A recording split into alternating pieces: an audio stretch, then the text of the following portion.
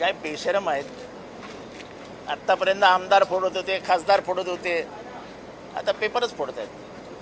आणि दुर्दैवाची बाब ही आहे की नीटचं केंद्रबिंदू आहे पुण्यात होती. पुणे हे विद्येची माहेर नगरी आणि सगळ्या माहेर वशनी पेपर फोडत आहेत. काय झालं दुर्दैव आपलं. TETचं म्हणजे जे शिक्षक पुढची पिढी घडवणार आहेत त्यांचा पेपर फोडत आहेत. आणि चौकशीनंतर बघू. अरे खरं तर सर म्हणजे आज मला आठवतं लालबहादूर शास्त्री यांच्या काळामध्ये एका ट्रेनचा ॲक्सिडेंट झाला होता, तर त्यांनी सांगितलं नाही ते मृत किती आहेत ते बघा, ट्रेनचं ॲक्सिडेंट कसं झालं नंतर बघू. त्यांनी दुसऱ्या दिवशी राजीनामा दिला. या बेशरम सरकारमधल्या कोणाकडनंही राजीनाम्याची ते अपेक्षा करत नाही.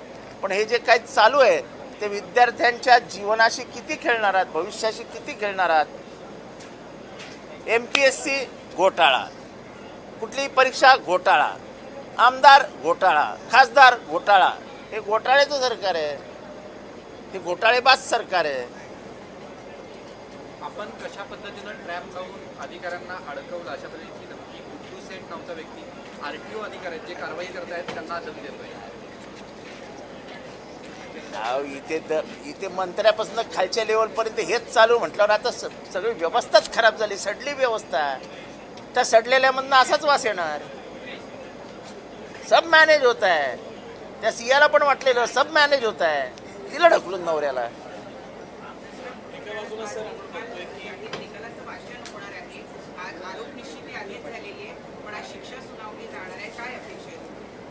फाशी व्हावी अशी अपेक्षा आहे. अरे निदान थोडी जरब तर बसेल. या सरकारला आणि व्यवस्थेला कोणी घाबरेनासच झालंय. कारण का व्यवस्था माल मोजल्याशिवाय काही करत नाही आणि सरकार ते पट्टी घालून बसलंय.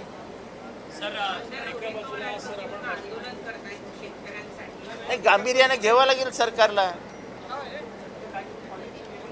कृषीप्रधान महाराष्ट्राच्या नाराज झालेल्या शेतकऱ्यांच्या वतीने त्यांच्या समस्या मांडण्यासाठी रोहित बसला आहे. रोहितला साथ द्यावी लागेल. सरकारने याच्यावरती गांभीर्याने विचार करावा.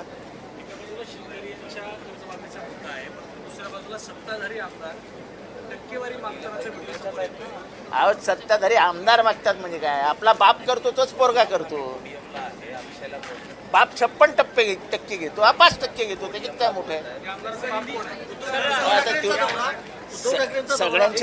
सगळ्यांचे बाप आम्हीच शोधायचे, तर तुम्ही काय फक्त उभे राहायला येणार आहे. अर्जुन खोतकर कसे रडत होते मला विचारा. पक्ष फुटला तेव्हा. थोडंसं कसं आहे मंत्रिमंडळ विस्तारामध्ये अर्जुनाचा बाण लागतो का.